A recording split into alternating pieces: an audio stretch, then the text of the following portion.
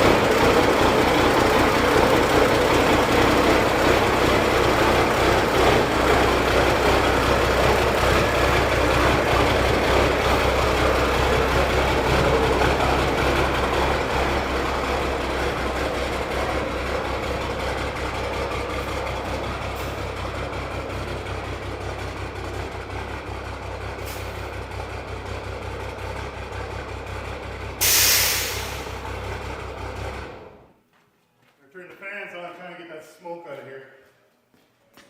There, that's not too bad. You can see all my heat and diesel exhaust leaving the nice warm shop. But luckily it hasn't been too cold out here, considering that cold snap that we've had recently. It's only about -5 or something. It's kind of pretty mild for us Canadians, but I'll let it air out a touch more. I guess while I'm doing that, I'll give you a quick update on what's going on my other projects. So of course the Iron Duke cab over, I had some interesting ideas recently, one of which was to consider putting bubble windows in the back corner of the cab.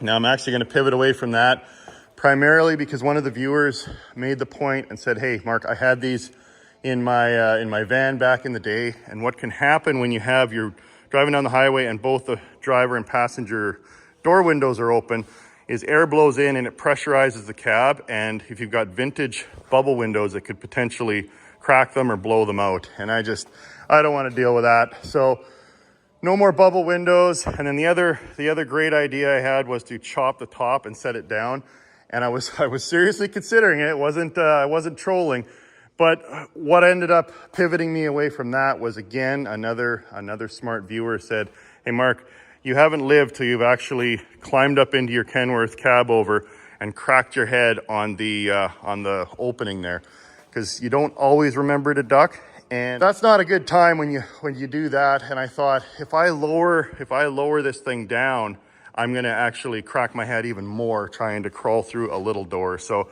no more bubble windows, no more chopping the top. Gonna leave it as it is and just keep progressing forward. But just to give an update on the back end, I've been working on the trying to reassemble everything back here. I've got the cross members in. Of course, I got the discs from the gear center, got the little short drive shaft. I've got to actually head over to Pat's Driveline and get a custom longer drive shaft built. So that's coming up in a future project or future episode. Got to put the fifth wheel plate back on, brakes, drums, seals, do all that. And then my plan is to actually take these steel wheels, flip them around, put them on the inside.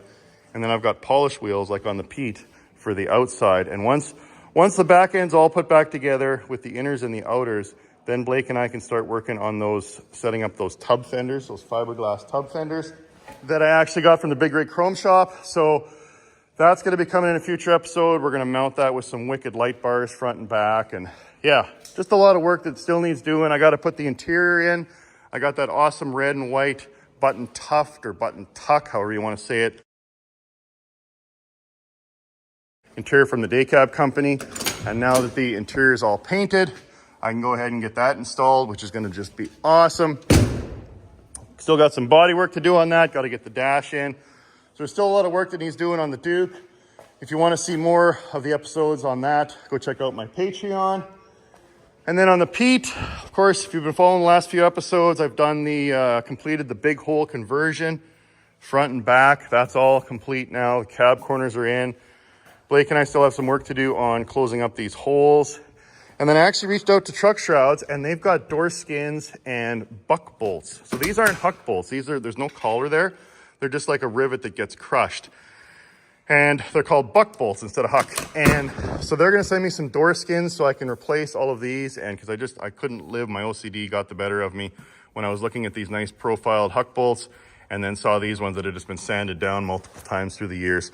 So I'm gonna redo the door skins and hopefully get LBL ready for paint by the springtime. But man, there is just a ton of projects that I'm doing with these trucks, and keeps me busy on my Saturdays, right? Gives you guys lots of content to watch. But as I mentioned today, I want to work on the TransAM. Now that I got the truck out of the way, if you recall, when I pulled the little anemic 301 engine out of the car, I left the transmission in place. And it was very nice of Vevor to send me a transmission jack. So I'm going to set that up and then lower that down out of there. The drive shaft out of here, the exhaust. Like I always say, just start picking away and see how far I get. I want to do some cleanup underneath here, and eventually I got some undercoating that I want to put on there. And yeah, I just, like I say, start going on my Saturday and see how far I get and turn it into an episode. And that's what you're watching right now. So let's get at it.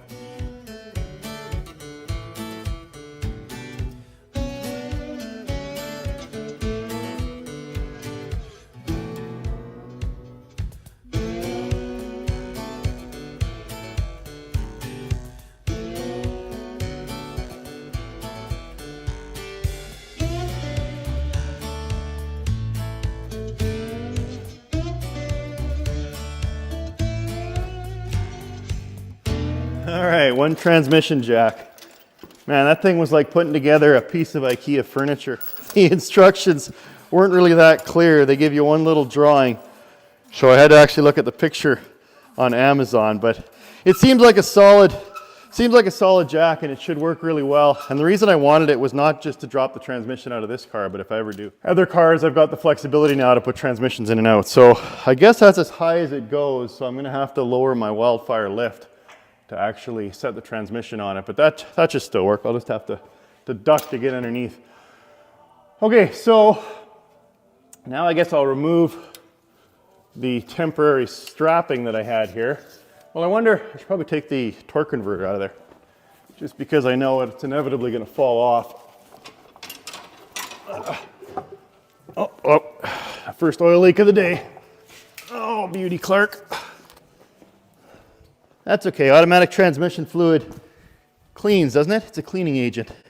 So it'll make my floor cleaner.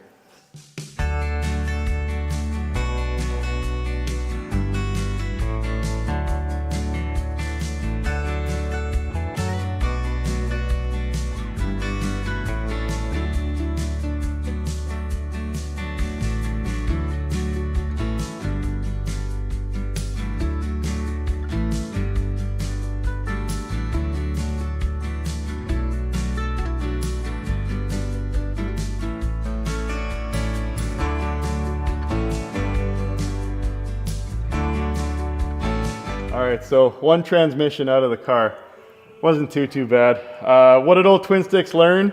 Couple of things. First of which is it's probably advisable to drain the old fluid out of the pan. Now I knew there was oil in there, but there's no drain plug on automatic transmissions, at least not on these old ones. And you actually have to take all the bolts off and lower the pan, and it goes everywhere. So I purposely left it in there.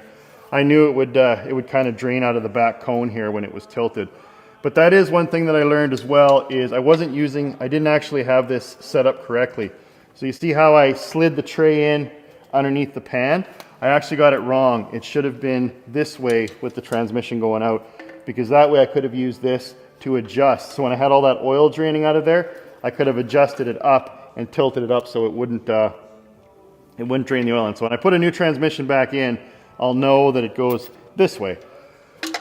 And the other one was, I guess when you're taking it out of there, it probably would have been advisable to take the drive shaft off first. I mean, luckily the emergency brake cable was there, so I was able to support the drive shaft.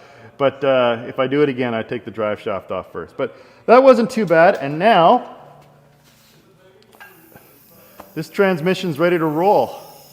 onto the garbage dump.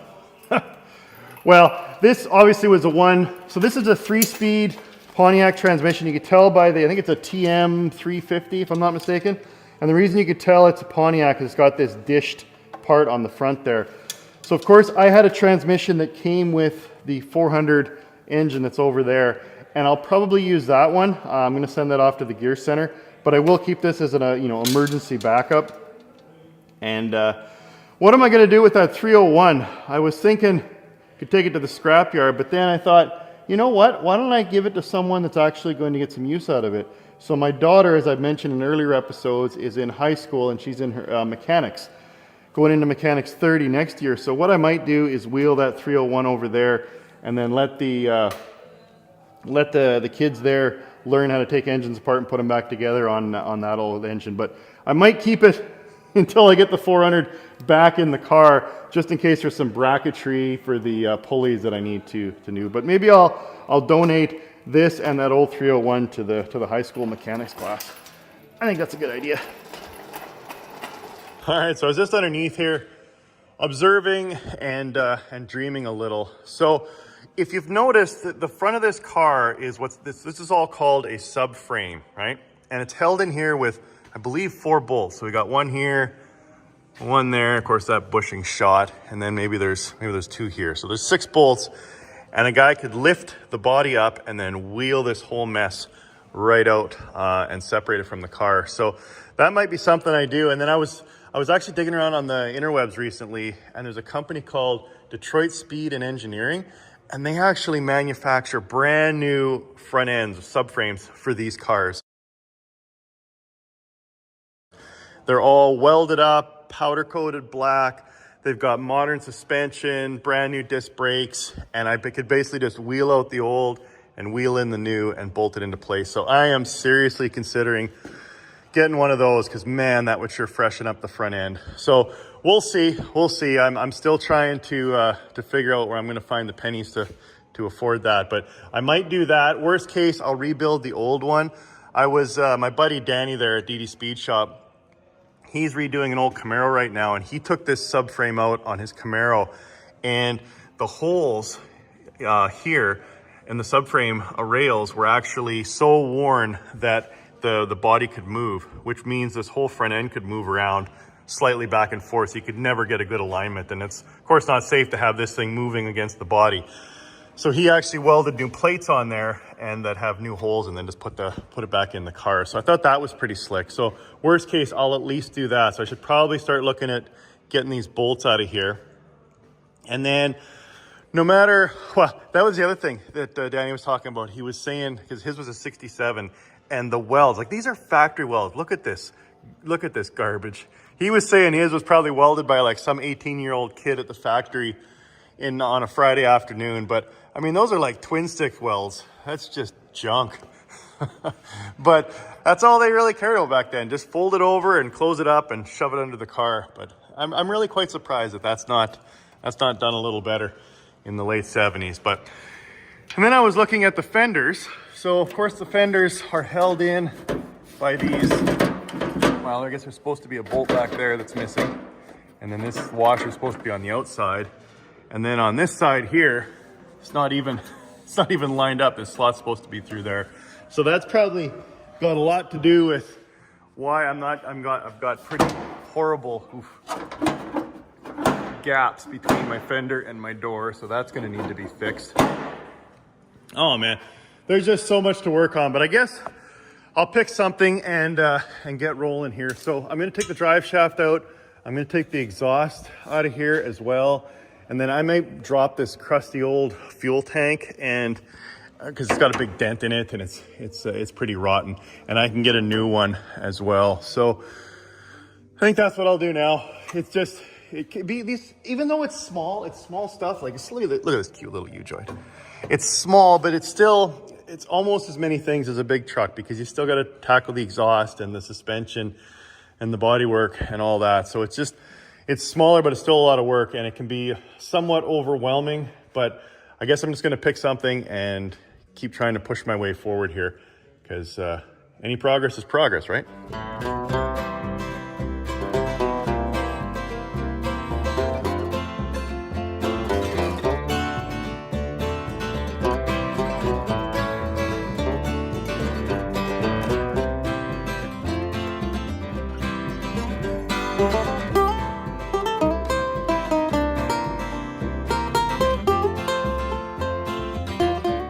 to try out what's left of my needle scaler. So this thing has done a lot of damage. I've worked on it. I've used it on the Iron Duke frame, and I've used it a ton on the tandems that were underneath the Snowman trailer. So most of the needles are missing now. All the studs that hold it in place are broken off, so I can't even twist it on tight. So I'm gonna have to go back to Prince Auto and get a new one of these. But I just thought I'd try it and see how it cleans up all this rust and scale.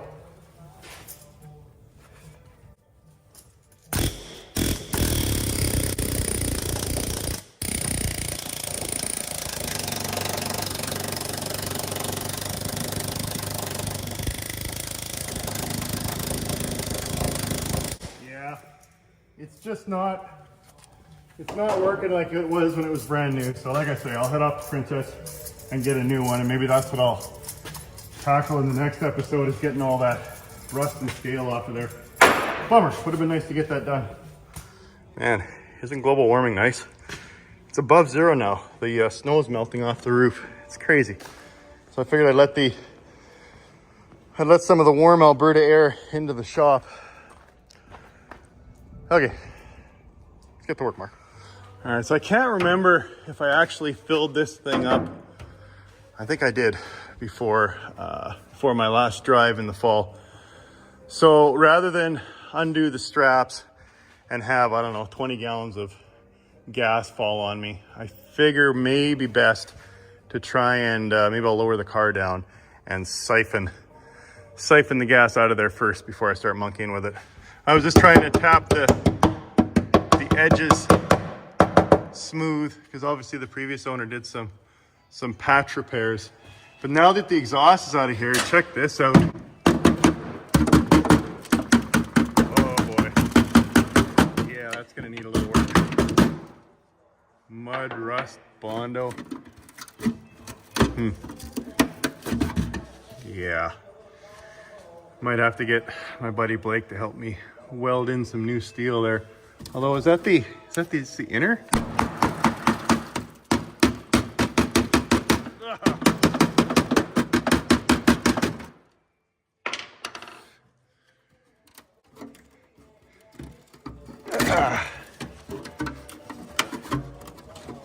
Is that the light? I don't know, what is this? Holy cow, is this the original build sheet? Oh, no, something Napa. What is this? No, just a antifreeze. How'd that get in there? Oh, what is this filler crap that they put in there? So many years of previous owners. Looks like some kind of Bondo filler. Oh man. Well, I wonder if I can get... Yeah, that's why it was going thud. This is just filled with Bondo. I mean, this is pretty common to rust out.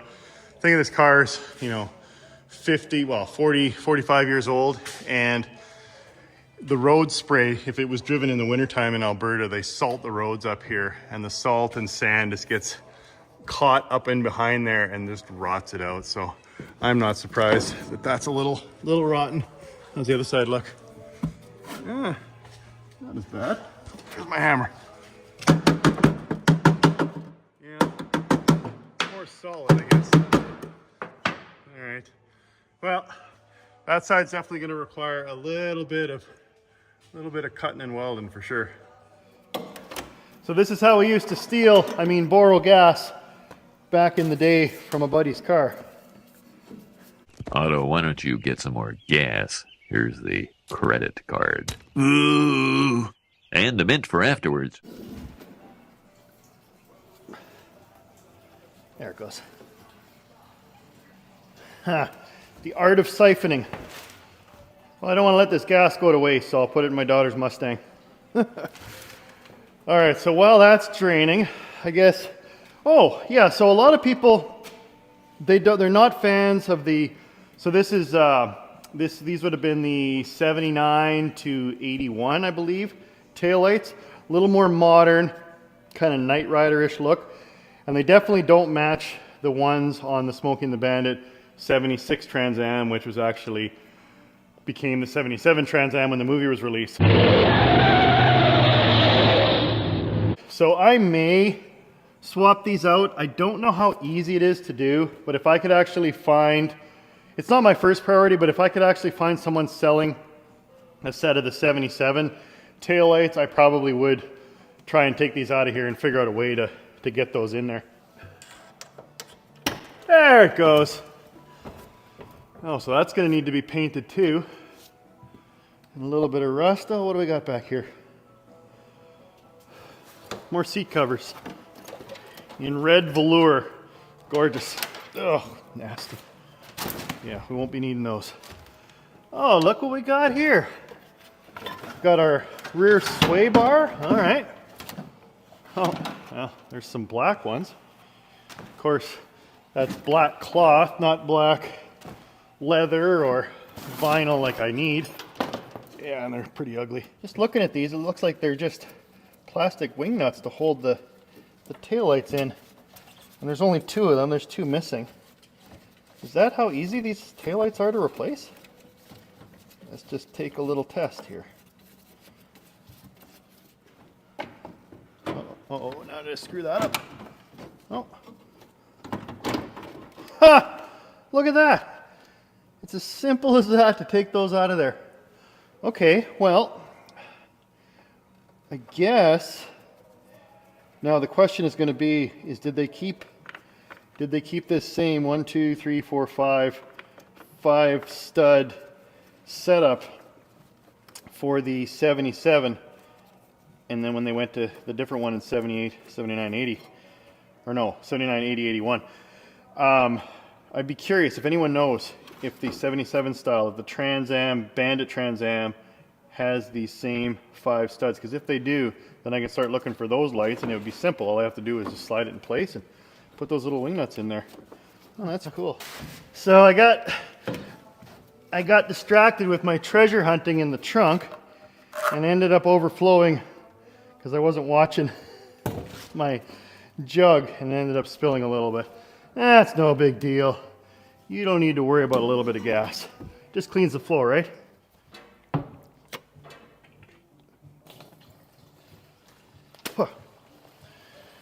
Where's my mint? Damn, I shouldn't have eaten the mint first. Yeah, I mean, there's a little bit of surface rust, but things seem decently solid in here. So I think what I might do, I'm just going to try it out and see how this stuff works. This is Rust Check High Build Stone Shield. So I figure something like this, I'll obviously clean this all out and wire wheel it, but I just, like I said, I wanted to see how it works. Oh yeah, that's going to be beautiful stuff when I finally get to doing that. So I was thinking of using this stuff obviously in the trunk here as well, but then underneath the car, because I think, again, once I needle scale all the rust off of there, I'm just going to spray. I bought about 6 cans of this, and I'm just going to spray this everywhere, and it's just going to put that nice kind of rock guard look on there. That should be a nice finish. Easy peasy. Actually, why don't I do that now? That'll be a quick, easy job.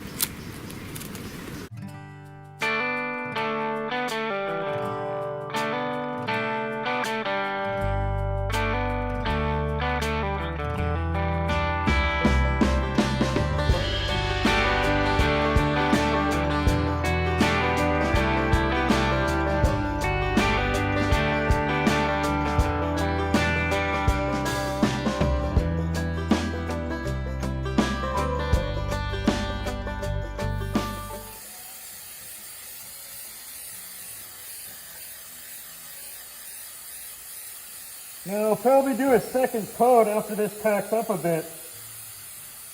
But man, this is like undercoating in a can. I really like this stuff. And it's got that nice textured finish.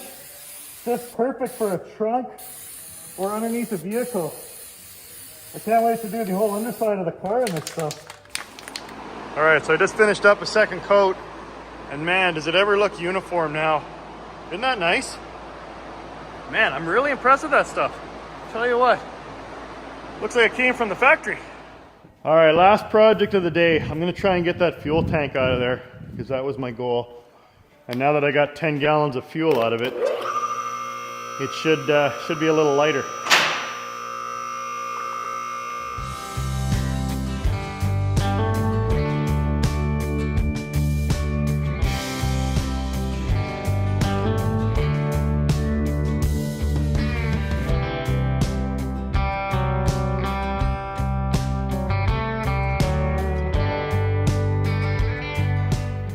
That was fun. Huh. I ate 40 years of dirt. Huh. I think I've got something I can wash that down with though. So my goal is I'm going to switch this car from carburation to fuel injection, and I'm looking at the Holley systems. And so my plan is going to get a new Holley. I'm thinking Sniper. See if I can afford that. But the Holley Sniper system, you can actually get a new tank, a brand new aluminum tank, and then it's got all the senders, and then it's got all the fuel lines to send it all the way up to the new fuel injected replacement unit instead of a carburetor. So I'm definitely going to go with that. The other thing that I've been noticing when I'm looking online with these old TransAMs is, still chewing dirt. Is that they have this what's called a silencing kit, which is basically just rubber strips that go over top of this to replace these thin kind of paper cheapy ones. And what that helps to do is to isolate it, because this is where those strips go. You can see where it tore off. And then as these wear through, the tank starts rubbing there and squeaking as you're going down the road. So I'll definitely put the anti-squeak straps in as well. But no, that's good. I'm definitely happy and grateful that I pulled the 10 gallons of gas out of here, because this thing would have came down with a hell of a lot more force if I hadn't siphoned it all out of there. Well, now that that's out of there, I can clean this all up. Oh, sounds like an earthquake. That's the snow coming off the backside. And that's why I didn't put the parts TransAM near. Actually, I'll go out there later and show you what I'm talking about, but I didn't put the parts TransAM near the shop because as the snow came thundering off of there, it would have just crushed the car. Okay, where was I?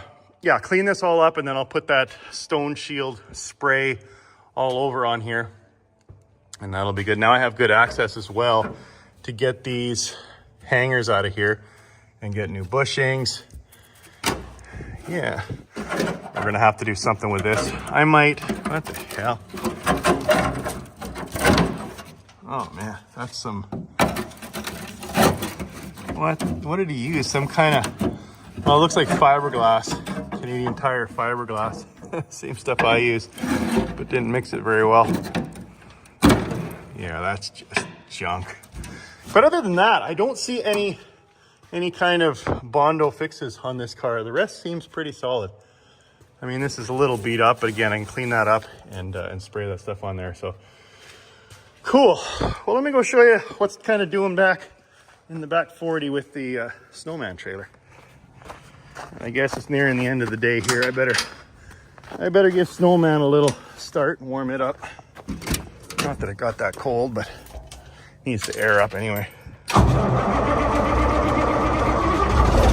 Oh, oil. Oh, listen to that lope. Love this truck. Okay, so as I mentioned, I don't know if I've ever shown it, I wrapped the Snowman trailer for winter. So I wanted to make sure, well, maybe I'll go through on this side. I was trying to obviously protect the sticker, and the worst thing you can do is when you tarp something is the wind blows and slaps the tarp against and rubs the trailer. So that's why I tried to rope it off. I tried to get it as tight as I could, stitching it underneath, and then I ran a strap around the side. So I've come out here on a ridiculously windy day and I don't see it moving. So hopefully it's good. I guess we're gonna find out in another couple months when I take everything off of here. But I did get it pretty tight, so I'm thinking it's gonna be good. And then this is the parts car. So this is another 1980 TransAM. Well, no, it's a Firebird. It's not a TransAM, it's a Formula. And obviously got it tarped up for the winter. But it's gonna be my parts car. So if there's anything I might need on there to steal. Oh, look at that Firebird. I wonder if this side is in better shape. That'll be this side. Actually, it looks decent. So what we could do is cut that out of there and then get Blake to help me stitch that in and then just do some body work. So I might steal that corner and then whatever else I might need. But yeah, hopefully. Oh, and yeah, this is what I was talking about. So the snow, when it builds up, it kind of comes sliding off that roof there in the spring. As you can see, there's no more snow. And it all comes thundering off. Now that's 16 feet high. So when it drops, it's got a lot of force. And I guess I should have moved my trailer over. Thundered onto my trailer, but trailers can take it. I don't think 1980 Formula Firebirds could though. So that's why I wheeled that over there. But yeah. All right, Snowman trailer. We'll see you in a few months. Long way to go, and a short time to get there. I'm eastbound, just watch no bandit run. All right, so TOPDON a while ago sent me this battery tester, and I've been meaning to try it out because I've been having a little trouble with the Snowman batteries recently. You'll know in the last episode when I put that Vevor diesel heater in the truck, I didn't have enough power to actually run the diesel heater, so I swapped out the first and third batteries with the two that I had for the Iron Duke, and I was able to start the truck, and of course I got the heater going. But I thought this is probably a good opportunity to double check and use this tester to check the health of the batteries and the health of the charging system. So I guess with that, I'm gonna just put this on like that, like that. Let's see how this thing works here. I was just reading the instructions to try and figure it out. So battery test, regular flooded, cold cranking, yeah. Testing. And it says good, 100% health, 63% charge. So healthy battery, but a little low on the juice. So that one needs a charge, but it's good to know that it's healthy. I actually recently, with that ridiculous minus 40 temperature or the weather we had, I had the batteries in both my daughter's vehicles froze up, and once they freeze, they just won't take a charge. Oh, this one's good. Look at that. Good battery, 100% health, 73% charge. Once batteries freeze, they just don't seem to hold a charge anymore. So I ended up going off to Canadian Tire and buying new batteries, and every other dad in the town was picking up batteries as well. I think that just minus 40, minus 50 temperature was just too much for a lot of the batteries out there. So they've got new batteries in their vehicles. Okay, health is good, only 36%, so this one's even lower. And we'll just check the last one here. Good, 100% health. Okay, so all these batteries, they're all pretty recent, or recently purchased within a year. So I expect them to all be in good health. It's just they're a little low on the juice. Okay, there's a couple more tricks this thing can do. So next up, I want to do the cranking test. So cranking test, please start engine. Okay, so cranking is low. Cranking time 664 milliseconds. So it was struggling a little. I mean, obviously it cranked it over, the engine's warm, but I suspect that's a function of the fact that 3 out of the 4 batteries, they're in good health, but they're low charge. So I should be able to fix that up just with a charge. And then I guess the last one here is a charging test. Please start engine. Okay. So charging is normal. 12.2 loaded, 14 volts unloaded. So it's happy with that. Look at that, it even prints out a test report. So Snowman, you got a clean bill of health. Your electrical system is intact. Just need to charge your batteries. Okay, so thanks a lot TOPDON for sending me that. If you want to get one of these battery testers as well, just go check them out, topdon.com, or I've got a link down in the description below. All right, I think I've earned my treat. I wonder how much beer's left in this thing. Oh yeah, there's a little bit left in there. I probably got another month or 2 of episodes left to drink. Oh, that washes down the dirt nicely. So thanks again for watching all the way to the end. I appreciate if you if you want to leave a comment, good, bad, or otherwise. Hope you enjoyed the episode. Hope you learned something. If you haven't already subscribed, go ahead and do that. And yeah, hope to see you next week. And don't ever forget, if you got it, the trucker brought it.